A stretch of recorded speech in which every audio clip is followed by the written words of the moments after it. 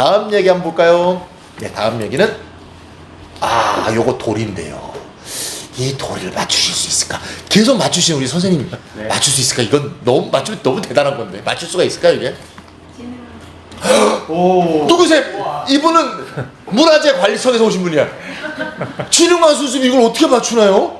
와. 그러면 이 산의 이름은? 이 산의 이름은? 진흥왕 수습가 있는 산은? 서울 북쪽에 있습니다. 어디에 있겠죠? 서울 북쪽. 서울 북쪽. 그렇지, 북한산. 신라 임금님이지만 아. 경상도 아닙니다. 자, 네. 서울에 있어요? 북한산의 진흥왕 수습입니다. 이 진흥왕 수습에 얽힌 얘기 좀 우리 정치현 교수님 좀 얘기해 주시죠. 신라 왕이 왜 이까지 아니 일단 이상하게 뭐가 그렇게 순수한 건지 순수빈지 뭐가 얼마큼 순수한 거야 이 비는 좀 더러운 것 같은데 지금 보니까. 네. 왜 순수하죠? 순수게 이제 한자 말인데요. 한자구나. 그러니까 순수라는 게 이제 그 지방을 이렇게 순찰한다, 순회한다 이런 의미. 임금님이 순회하셨다. 그래서 임금님이 이제 자기 영토를 순회하고 기념으로 세운 비석이 예. 순수비입니다. 그래서 그 진흥왕이 이제 신라 시대 때 임금인데 당시에 이제 그 이 한강 유역을 신라가 처음으로 이제 차지를 합니다. 아시다시피 그 한강이 한반도의 중심을 흐르죠. 그래서 한반도 유역을 차지하는 국가가 이제 이 한반도 전체를 그렇죠. 그 차지할 수 있는 거죠. 그래서 고구려, 백제, 신라가 계속 이 한강 유역을 놓고 다투다가 결국 마지막에 이제 한강 유역을 차지한 게 신라인데요. 그래서 신라 진흥왕이 그 한강 유역을 차지하고 이 한강 유역 일대를 돌아보게 됩니다. 그리고 그 기념으로 세운 비석이 북한산 순수비예요. 그래서 순수비라는 게 지금 한국에 세 군데 남아 있는데, 네 군데 남아 있는데, 그 중에 이제 두 곳은 북한 지금 지역에 함경도에 있고요. 그 다음에 이 한강 유역에는 북한산 순수비가 있죠. 야 신라가 함정도까지 올라갔군요. 예. 야 대단하네. 옛날 고등학교 때 국사 시간에 배우신 기억 나지 않아요? 그래서 지도 그려놓고 다음 중 지도 순서가 맞는 것은. 그러니까 고구려는 장수왕 때 차지하잖아요. 백제는 근초고왕 때 차지하고 그 다음 또 진흥왕에서 순서를 잘 맞추기 맨날 틀렸던 기억 나는 것 같은데 맨날 나오는데 맨날 틀려 그거는. 그랬던 기억이 나는데 요 지금 요거 순수배가 세워져 있는 봉우리가 네. 특별한 봉우리 이름이 있다면서요? 저게 이제 북한산에 여러 봉우리들이 있잖아요. 뭐 백운대도 있고 인수봉도 있고 한데 이 순수비가 세워져 있는 봉우리는 비봉이라 그럽니다. 비봉. 그러니까 비가 세워져 있어서 비봉이라는 이제 지명이 붙은 너무 거고요. 간단한데? 비봉은 어디쯤 있나 하면은 북한산 줄기에서 제일 남서쪽쯤 있어요. 그러니까 위치가 왜 거기 있나 하면은 거기서 내려다 보면은 이 한강 일대가 제일 잘 보여요. 북한산에서. 그래서 아마 그 위치에다가 그 저 비석을 세운 것 같은데 근데 사실은 저기 가보기는 어려워요. 왜냐하면은 그 사진에도 나오시지만 그 주위가 암벽으로 돼 있거든요. 그래서 웬만한 그 담력이 있지 않고는 올라가기가 쉽지 않습니다. 가보신 분 혹시 있는지 모르겠는데 저 이제 이거는 71년에 찍은 사진이고 나중에 이제 나중 사진 한번 볼까요? 이 사진은 무슨 목욕한 것 같은데 순수해졌습니다. 우리 친구가 네. 이 사진 찍었는데 이걸 이거 찍으러 올라갈 때 막 그 목숨을 걸었군요. 네 발로 기어서 올라갔다. 근데 비석이 그대로 있네요. 그러니까 위험한 거는 우리가 안 하고 꼭 위험한 거 친구들 시키고 이러면 안 되는데. 위험해서 위험한 거. 야, 근데 진짜 깨끗하게 이게 누가 와서 깨끗이 닦았나요? 예, 근데 저게 그 이유가 있는데요. 저 오른쪽에 지금 있는 비석은 가짜예요. 가짜. 모조품입니까? 그러니까 근데 진짜 똑같이 가짜라기보다는 생겼는데? 이제 이미테이션인데요. 그 왜냐하면은 진흥왕 순수비가 굉장히 중요한 이제 그 보물이라는 게 알려지게 된 거죠. 근데 사실은 저기에도 또 비하인드 스토리가 있는데 저 비봉에서 있는 저 비석의 정체를 잘 몰랐어요. 사람들이. 저게 무슨 비석이지?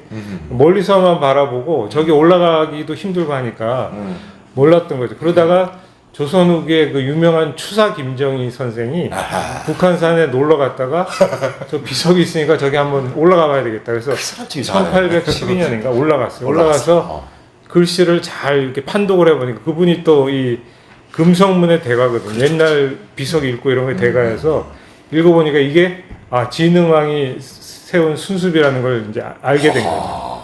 그래서 두 번 올라갔어요. 그분이 두 번 올라가고 그 비석 옆면에다가 자기가 그 올라와서 이걸 확인했다는 거를 새겼어요 또.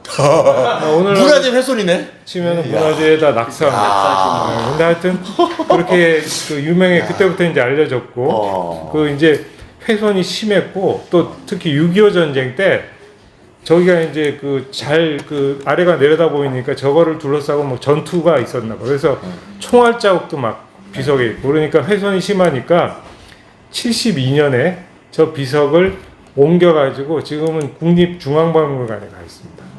그래서 그 옮겨놓고 그 자리에다가 이제 저 이미테이션을 새로 세운 거죠. 그러니까 이 예전 과거 사진이 의미가 있는 게요. 아까도 저희가 서두에서 말씀드렸죠. 71년에 조선모 선생님 찍은 사진이거든요. 이 사진을 딱 찍고 북한산 순수비는 그 다음에 박물관으로 갔습니다.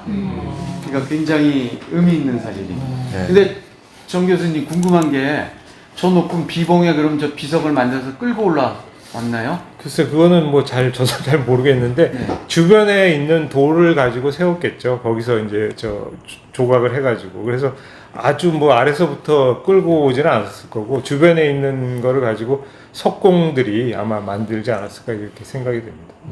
네, 그렇군요. 지금 화면을 잘 보시면 알겠지만 저쪽에 멀리 보이는 곳이 왼쪽 71년 전에 허허벌판인데 지금은 전부 아파트예요.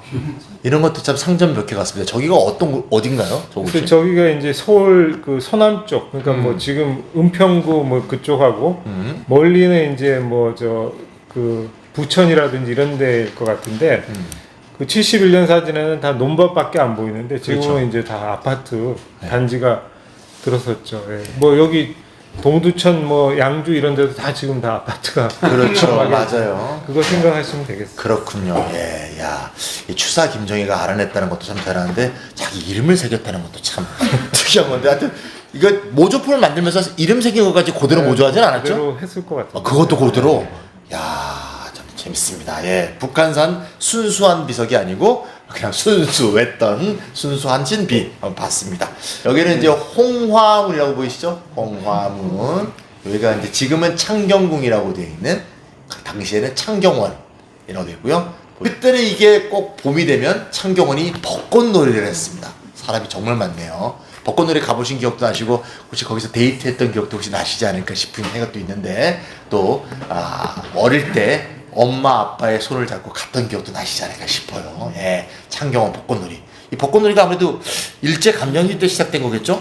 예. 그러니까 아까 송도해수욕장도 저희 어머니 아버지가 갔었다는데 창경원 벚꽃놀이를 갔었다는데 전 기억이 잘 안 나요 사실은요. 근데 좀 알아보니까 창경원이 예전에 뭐 창경궁 해가지고 조선의 왕이 살았는데 일제가 조선을 이제 침략하면서 정복하면서 창경원으로 이제 동물원도 만들고 식물원도 만들어가지고 조선의 왕은 이제 왕에서 이제 동물 원장 정도 되는 에버랜드 그냥 원장님 정도로 격화되시면서 일제가 이제 여기다가 벚꽃을 많이 심었대요.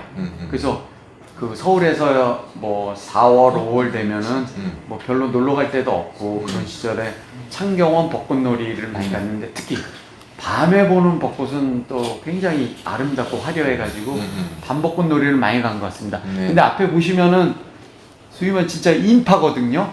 사람이 막 그냥 파도처럼 졸실졸실 하는데 뭐 이때 이제 뭐 미아 사고도 많이 나고요. 뭐 이제 창경원 밤벚꽃놀이에 연인들이 이제 아까 뭐 저기 경회루가 그 연 회장인 것처럼 여기는 연 애장이었다고 합니다. 밤벚꽃놀이 장소가요. 근데 뭐 아시겠지만 벚꽃이 오래 안 펴 있잖아요. 보통 일주일이면 끝나니까 얼마나 많이 몰렸겠어요. 그 일주일 그때 그 벚꽃을 보려고 다 몰려든 거일 테니까. 여기가 지금 옛날 이제 궁전이었다가 네. 동물원 식물원으로 바꾼 건데 일본이 이런 식으로 이제 궁전을 이렇게 뭐 좀 격화시키는 그런 일들이 좀 여기도 일어났지만 다른 데서도 많이 일어나지 않았을까요? 그러니까 이제 뭐 다른 저건 잘 모르겠고 아까 이제 경복궁 그 말씀드렸지만 여기는 이제 창경궁이죠. 그러니까 예. 창경궁하고 창덕궁하고 이렇게 붙어있죠. 나란히 붙어 있는데 그리고 창덕궁에 이제 후원이 비원이고요.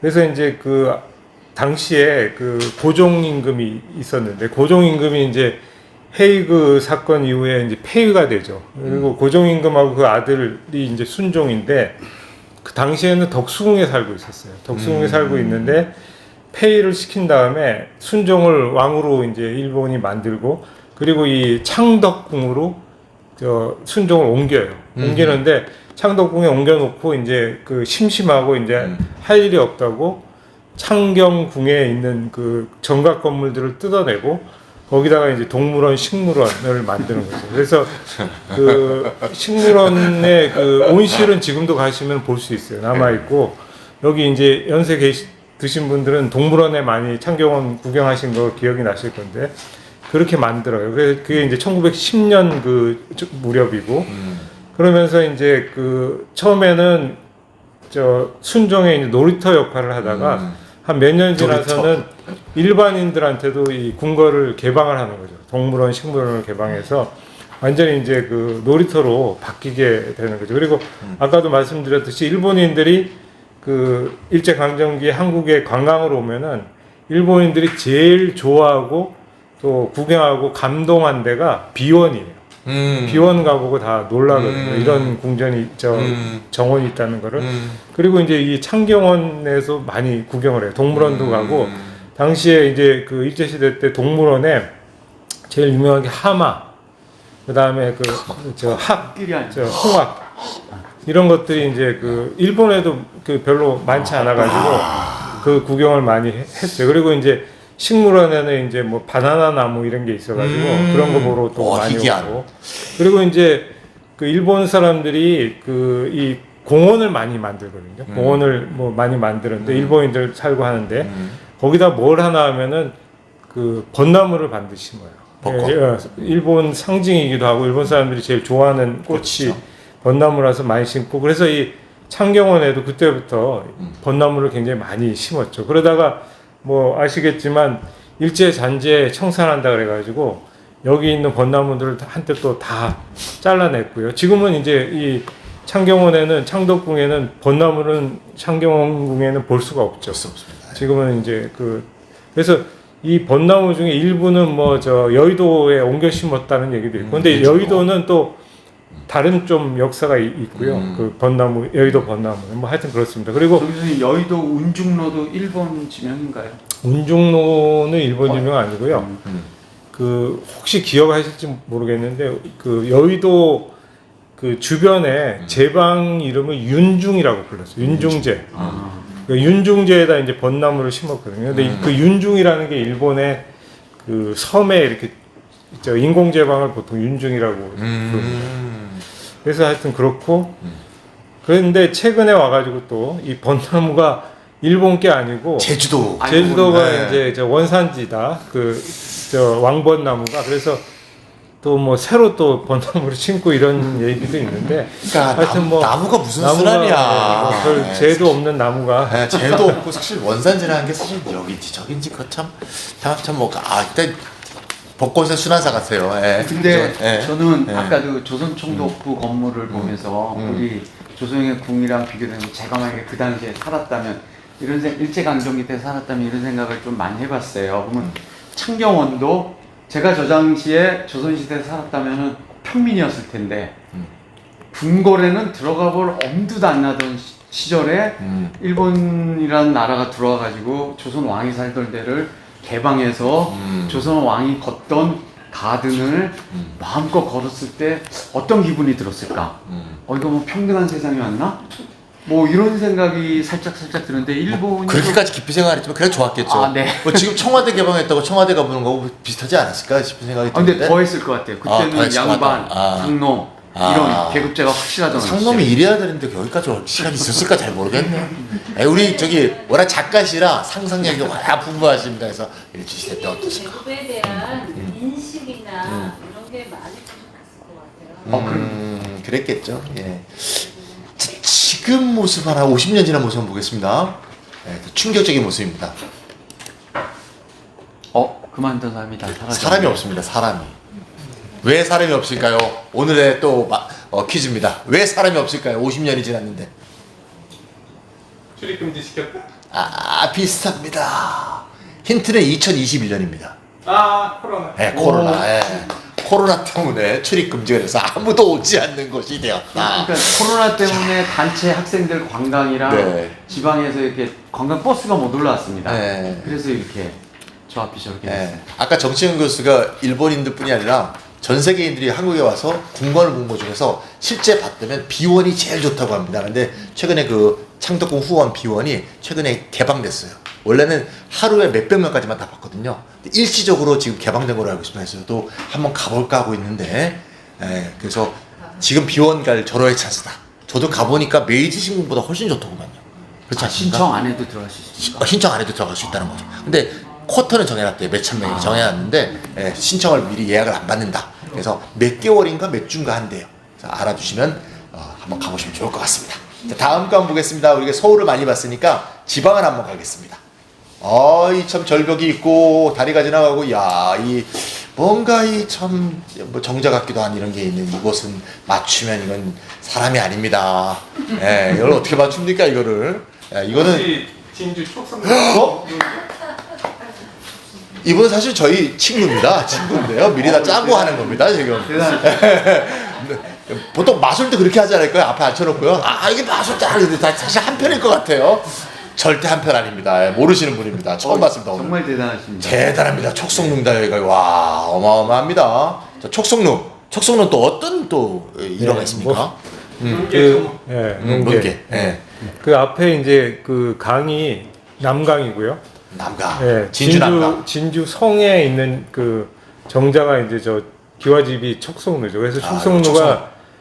평시에는 조선시대 때 이제 뭐 과거 시험을 보기도 하고 그런 장소도 쓰이고 원래는 이제 기능이 저 진주성의 이제 장대 역할을 지휘소 역할을 하던 건물인데 지금 말씀하셨듯이 저기가 이제 유명한 게 임진왜란 때 진주성에서 큰 전투를 벌인 다음에 왜군한테 이제 함락이 되고 그래서 이제 왜군들이 기생들을 데리고 이제 저기서 축하 파티를 하는데 농계가 이제 여기서 이제 외장을 껴안고 난광에 빠져서 이제 자결을 하죠. 보이실지 모르겠는데 여기. 거기 아니고요. 여기. 여기 아니 여기. 거기 사람이 지금 하나 올라가 있는 보입니까? 바위가 있는데요. 그 약간 이제 여기. 떨어져가지고 강 한가운데 바위가 하나 있는데 그 바위가 이제 바로 의암이라고 해서 농계가 이제 저 외장을 껴안고 떨어졌다는 바위입니다. 의로운 바위다. 네, 의암. 참 이름도 잘 붙여. 의암. 보니까 후가 의암인 우리 역사 인물 계시지 그렇죠. 의암. 박지원. 아닌데 연암이 그분. 연암 그죠. 박정원 죄송합니다. 연암. 미스테이크. 여기 앉으시면 의암. 제가 그렇죠. 우리 아는 게 없으니까 있을 것 같습니다. 네. 검색해 보면 나올 것 같습니다. 어쨌건 촉성루는 무슨 뜻입니까? 촉성루는 이제 촉이라는 게 뭐 뾰족뾰족한 이렇게 뭐 그런 바위가 많다는 의미인데요. 그러니까 촉자가 상당히 어려운 한자고 바위 석자해서 요 앞에 지금 바위 벼랑에 모습을 본따 가지고 이름을 지은 겁니다. 근데 논개가 여기서부터 그 외장을 껴안고 여기까지 내려가고 아니, 여기서 그 바위 위에서 놀다가 여기서 떨어졌어요. 놀았구나. 여기서 논개 그 사람들이 근데 방심이네. 그거는 이제 전설이기 때문에 그 정확한 그렇죠. 팩트는 뭐 좀 어렵죠. 맞아요. 하긴. 실제로 그리고 이제 떴는지 뭔지. 저기 팩트에 저 전설에 보면은 그 외장을 껴안고 떨어지는데 이제 이 손이 안 풀어지게 하기 위해서 반지를 가락지를 꼈다고 하잖아요. 그런 얘기도 있는데 그거하고 관련해 가지고 재밌는 게 있는데요. 저 뒤에 다리가 하나 보이죠. 다리. 요 다리. 여기 저 진주교라는 다리인데 진주교. 저 다리도 이제 또 의미가 있는데 지금도 있는지 한번 보겠습니다. 지금도 있어요. 지금도 있네요. 옛날 다리하고 좀 달라졌는데. 그러네요. 옛날 처음 다리는 저것도 일본인이 놓은 다리예요. 그러니까 왜 다리를 놓았나 하면은 그 진주가 원래 경상남도 도청 소재지였어요. 도청 소재지였는데 부산이 커지니까 부산으로 경남도청을 옮기거든요. 옮길 때 진주 시민들이 이제 반대하고 화를 많이 내니까 다리를 놔준 거예요. 그 진주교 그런 걸 일본인들이 많이 했는데 공주에 큰 철교가 있어요. 공주교라고. 그것도 원래 공주의 충남도청이 있다가 대전으로 옮겨가면서 공주 시민들을 무마하기 위해서 그 금강에다가 다리를 놔준 겁니다. 근데 뭐 지하철역 정도도 아닌데 저 당시 다리가 그렇게 다리는 굉장한 컸나요? 거죠. 굉장한 거지. 네, 그래서 하여튼 그런데 그 진주교를 이제 새로 좀 개축해가지고 새로 저 다리를 지금 놨는데 밑에 다리 모양이 완전 다르네요. 네, 거기 지금 사진에서는 확인할 수 없지만 가까이 가서 보시면은 다리 밑에 가락지를 좀 더 이렇게 넣어놨어요. 아, 네, 다리 교각에다가 가락지를 하나씩 끼워놨어요. 그러니까 이제 그 농계를 그 상징하는 그런 거를 이제 거의 상징물을 만들어 전설이 역사가 됐군요. 네. 이제 확인할 수는 없지만 어제 그렇게 됐다. 이게 참 일본인의 통치 방법도 참 특이하네요. 그렇죠? 아니 근데 그건 뭐 네. 일본뿐만 아니라 네. 무마하기 위해서 그런 걸 요즘도 뭐 좀 많이 다리도 놔주고 그렇죠. 또 많이 해주잖아요. 그래도 그 당시 다리는 지금보다 훨씬 대단한 거였던 것 저 같아요. 당시는 다리가 몇 개나 있었나요? 일제강점기 때 한국에? 그것까지 알까요, 우리 지 교수님이? 모르겠는데. 그것까지 세기 좀 어려울 것 같은데 어쨌건 지금 진주 가시면 이 남강에 이거 등도 막 해서 유등 축제 하는 거 아시죠? 그래서 뭐 아니 유등 축제가 서울 그 한강에는 다리가 네. 일제 때 그 인도교가 있고 그다음에 기차 다니는 철교가 있고 그다음에 이제 광진교가 막 광진교, 일제 때 놓은 다리고 음. 그 이외에는 다리가 없었죠. 그러니까 그렇죠. 서단 세 개밖에 저 없었네요. 제2한강교, 양화대교가 저 나중에 해방 후에 생긴 거니까. 그렇죠. 양아. 예. 한강에도 다리가 3개밖에 없어요. 네. 또 그러네요. 서울을 예로 드니까 굉장히 의미 있고 그러니까 서울에도 두세 개밖에 없었는데 진주에 저기 하나 있는 건 그냥 지하철 하나 놔준 거라고 보면 될 것 같습니다. 일본말로 기마이 쓴 거네요. 네, 넘어가겠습니다. 네, 넘어가겠습니다. 모르는 일본말 나왔습니다. 네. 마지막으로 여기 한번 가보신 분들이 있지 않을까 싶은데 여기 모양들 잘 보세요. 이게 여행들 많이 다니시네요. 예. 이 마이산이 있는 고상은 진안입니다. 여러분들 무진장 아시죠? 무진장? 예. 무주진안 장수라고 무진장. 예. 전북의 북동부인데 뭐 산도 무진장 많고 물도 무진장 많고 좋은 사람들도 무진장 많다고. 예. 무진장에 사시는 분들 자부심이 대단합니다. 예. 거기 가면 진안에 가보면 진안 읍내에 가보면 읍내 어디를 가도 산이 보여요. 그 산의 이름이 뭐? 마이산. 딱 말의 귀처럼 생겼다고 마이산이라고 그래요. 근데 그게 쌍봉이에요. 이렇게 하고 마이산 사진이 마이산 안에 있습니다. 그래서 한 봉은 안봉, 하나는 숫봉을 해갖고 마이산이 두 개가 있는데요. 그러니까 마이산에 있는 탑사입니다. 탑사. 돌로 이렇게 탑을 쭉 만들어가고 요런 탑도 있고요. 이거 거대한 탑도 있습니다. 여기 가서 이미 보신 분들도 굉장히 많은데요. 이 마이산 탑사라는 게 가서 보면 거기에 이제 탑사에 얽힌 얘기가 써 있습니다. 그걸 제가 한번 보시면 제가 한번 읽어드릴게요. 1885년 전북 임실 출신 이감용 처사가 입산 수도 중에 계시를 받아 1990년부터 낮에는 돌을 나르고 밤에는 탑을 쌓아 축지법을 써서 이하생약. 그럼 사람들이 저도 가서 봤는데 오 이래요. 근데 저는 보면서 어디서 말도 안 됐어. 근데 그 사람들이 그것도 믿더라고요. 예. 그런 식으로 이제 신화가 만들어지는 거죠. 그래서 제가 이제 이 글을 쓰느라고 좀 이제 조사를 해봤더니 1801년 이게 지금 거기는 1885년부터 이 사람을 만들었다고 했는데 1801년도에 누가 쓴 책에 시집에 이미 이 마이산에 가면 돌로 만든 탑이 있다. 뭐 그런 얘기가 이미 나와요. 그러니까 쉽게 말하면 최소한 1885년에 이감용님이 이걸 만들었다 하더라도 이미 85년 이상 만들어 온 오랜 세월에 걸친 사람들의 공동 작업이다. 물론 좀 더 열심히 했던 분들도 있고 있겠지만 이감용이 혼자 했다는 건 좀 이해가 안 되고 저 높은 곳을 어떻게 여기 마일산에 네. 뭔가 유명한 역사적 인물의 무덤이나 뭐가 있는 곳 아니에요? 그래요? 그래서 그런가? 저는 몰랐는데요. 그럼 또 이제 정치영 교수가 네, 정치영 교수 아십니까 마이산에? 저도 잘 모르겠네요. 저는 갔는데 못 봤어요. 네. 좀 네. 찾아봐야 되겠네요. 오늘 또 새로운 또 이론이. 예. 저를 당황하게 기억력이 없어가지고. 근데 더 웃긴 건 거기 그 사람이 왜 그럼 어떤 계시를 받았냐? 항일 구국과 만국 평화를 위해서 네가 이 탑을 지으라는 계시를 받았다는 건데 저는 거기에서 도저히 믿을 수가 없습니다. 그래서 뭐 하여튼 스토리를 만들어가는 좀 이 좀 한국적인 어떤 이 상상력의 표현이 아닌가 싶은데, 좋게 얘기하면. 나쁘게 얘기하면 우리는 사람들이 좀 이렇게 뭔가 이렇게 스토리화를 되게 좋아하는 국민 같아요. 제가 최근에도 그런 걸 썼는데, 우리 행주대첩 얘기 나오잖아요. 행주대첩.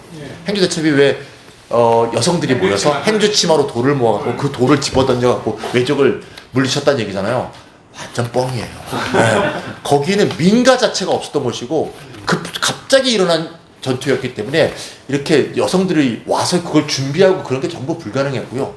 주로 전투 병력은 전라도에서 온 전투 병력이에요. 전라도에서 전투 병력을 끌고 와갖고 전라도에서 패퇴한 군이 이제 수도를 방어하려고 와서 그 수도 방어를 위해서 전라도 군대하고 승병을 모아서 싸웠더라고요. 권율 장군이 거기서 싸우지 않습니까? 권율 장군이 전라도 그 장군이에요. 전라도 군대를 먹었어요. 그 전에 없는 얘기예요. 근데 눈물겨운 사연이 나오지 않습니까? 심지어 무슨 뭐 이상한 거 무슨 뭐 별 이상한 소리 다 있어요. 근거 없는 그거를 지금도 거기 다니는 영화로 보여주고. 그렇죠. 그렇습니다. 더 황당한 것도 있어요. 어떤 그 밥할머니 있어요. 그 지금 거기 신세계에서 만든 유명한 백화점이 있습니다. 그 옆에 보면 밥할머니 공원이 있어요. 밥할머니 공원. 그분이 예? 어디에요? 거기 고향의 스타필드 예. 그 옆에 밥할머니 공원이 있어요. 밥할머니 공원 가서 읽어보면 뭐라 그러냐면, 밥할머니가 북한산 근처에 살고 계셨는데 어느 날 일본이 거기서 군대가 온다는 거 알고 밥을 지은 쌀뜨물을, 쌀뜨물가 그 비슷한 색깔의 석회를 거기에 하천에 뿌려갖고 그 석회를 뿌린 다음에 소문을 퍼뜨렸어요. 그래서 그래갖고 이거에 조선 군대가, 엄청난 군대가 이만큼 많이 밥을 해 먹어서 밥에 쌀뜨물이 이만큼만 흘러나간다. 그래서 왜군이 이제 조선 군대가 많을 거라고 착각하게 만든 다음에 그 강물에 흘러나간 그 석회물을 일본인들 먹고 배탈이 나갖고 전쟁이 졌다. 이게 써 있어요. 근데 재밌는 거 블로그 한번 찾아보세요. 거기 읽고 그 블로그가 막 그 얘기를 또 이어서 해놓은 사람들이 굉장히 많습니다. 그러니까 이런 것도 우리가 좀 구별해야 되지 않을까 싶고요. 얘기가 옆으로 완전히 빠졌는데, 그래서 지금 이제 제가 그 얘기를 하려는 이유가 뭔가 하면, 지금 제가 가서 한번 찍은 사진을 보여드릴게요. 아이산 탑사인데 지금 모습도 이렇습니다. 별로 차이는 없는데 요 긴 건물이 짧은 건물로 좀 바뀌었죠. 여기에 이제 새로 지어서 건물이 바뀌었고, 그 옆에 작은 건물이 있죠. 요 작은 건물이 뭘 만들었냐면 있는 산신전을 하나 만들었어요. 자, 산신전 안을 한번 보겠습니다. 짜잔짠. 이게 산신전입니다. 요 분이 산신이고요. 요 분이 이감룡입니다.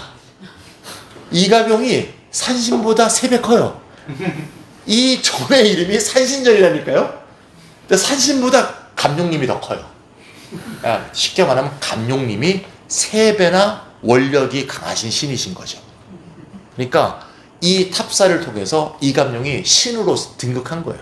그러니까 축지법을 써서 이번한 탑도 만드는 거죠. 그래서 저는 그런 생각이 들었습니다. 보통 우리가 이런 데 가서 이제 보통 뭘 빌지 않습니까? 누구는 병이 나아라, 누가 무슨 대학 합격해라, 뭐 이렇게 빌 때 뭔가 빌만한 어떤 비빌 언덕이 필요하고, 그 사람이 원력이 크면 클수록 좋잖아요. 그거를 이감룡 처상에 빗대어서 자신의 복을 빌었던 것이 이런 식의 신화를 낳은 것이 아닌가, 이렇게 추측을 해봤습니다. 그래서 오랜 동안에 걸친 사람들의 그 마음, 잘되게 하는 마음이 이 마이산 탑사에도 담겨져 있는 게 아니냐. 우리가 가족에 대한 마음, 또는 뭐 우리 모두 함께 좀 어울려서 잘 살고 싶은 마음들을 이 탑사를 보면서 생각하는 것도 좋지 않을까, 그렇게 생각해 봤습니다. 오늘 저희가 준비해온 내용은 대충 여기까지 끝났는데요. 여기 지금 있는 사진들은 다 책에 나온 내용들인데요. 책에 없는 사진이 저기 하나 사진이 있습니다. 보셔야 됩니다. 저도 알 수 없는 사진인데, 이거 우리 김영진 님이 뭔가 저 사진을 걸어놓은 이유가 있으시다 그러던데. 그러니까 저희가 동두천 꿈나무 정보도서관에서 저희를 불러주셔서 너무 감사하는 마음에, 그래도 동두천 이 시민분들이 오셔서 동두천에 50년 전의 사진을 한번 비교해서 여기가 어딘지도 한번 알아보자, 그러는 이제 의도로 이제 앞에서 저희가 보신 거 보면은 뭐 영도다리, 창경원 하면은 정확하게 그 건물들이 있어서, 건축물들이 있어서 사진을 찍는데, 아까 저희가 보신 피막골 같은 경우에는 도시가 개발이 되면서 너무나 이게 변화가 크니까 도대체 그 위치가 어딘지 50년 전에 찍은 위치가 어딘지 찾기가 어려워요. 그래서 저희가 늘 찍을 때 뭐가 근거였냐면은 간판 같은 게 근거입니다.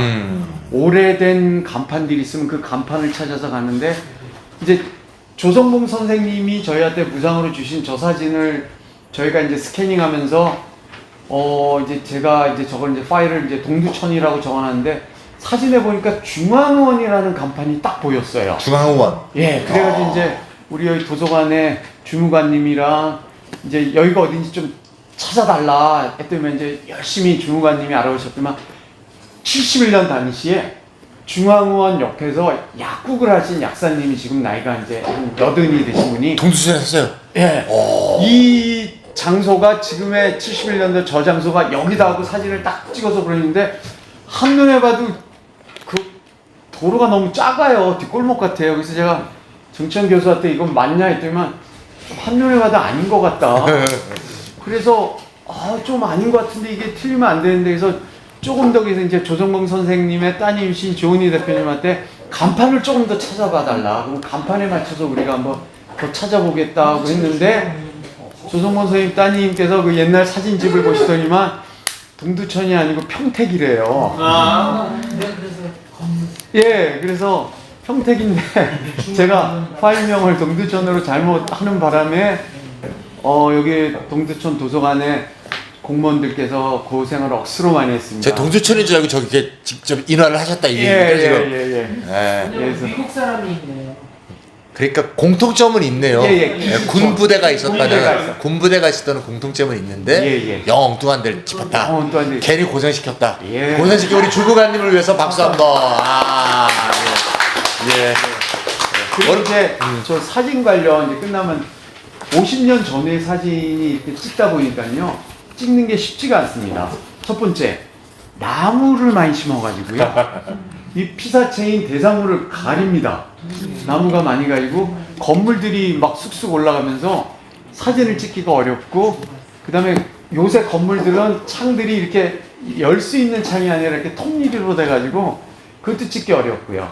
그래서 이제 50년 전후의 사진을 찍는 것들이 또 나름 좀 애로사항이 좀 꽤 많았습니다. 저는 김창희 대표님이 네, 뭐 사진 찍는데 이로점은 뭐 우리 형제님한테 많이 들었는데 높은 곳에서 찍었는데 이 각도가 도저히 찍기 어려운 곳이 있는데 보니까 예를 들면 거기 정부종합청사 안에서 찍었다든가 이런 건 우리가 가서 찍을 수가 없잖아요.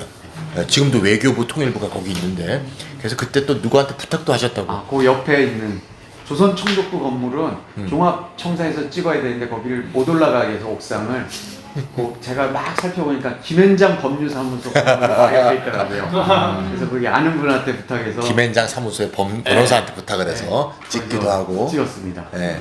여기 저희 책에는 나오고 여기 오늘 소개는 안 했는데 저기 어디죠? 거기 오죽헌은 제가 강릉에 친구 만나러 놀러 갔는데 갑자기 형진한테 전화가 와갖고 야 너 어디냐 강릉 아니냐 그래서 강릉에 놀러 갔다니까 이거 지금 어디냐 그러니까 저는 강릉에서 빠져나오고 있는데 다시 오죽헌 가서 사진 찍으라고. 간 김에 찍어야 된다. 또 오죽헌에 갔는데 그곳 찍었던 71년도 사진 위치를 못 찾겠는 거예요. 그래갖고 한 시간을 고생해서 사무소에 겨우겨우 물어서 갔더니 가서 보는데도 원래하고 모습이 많이 다르더라고요.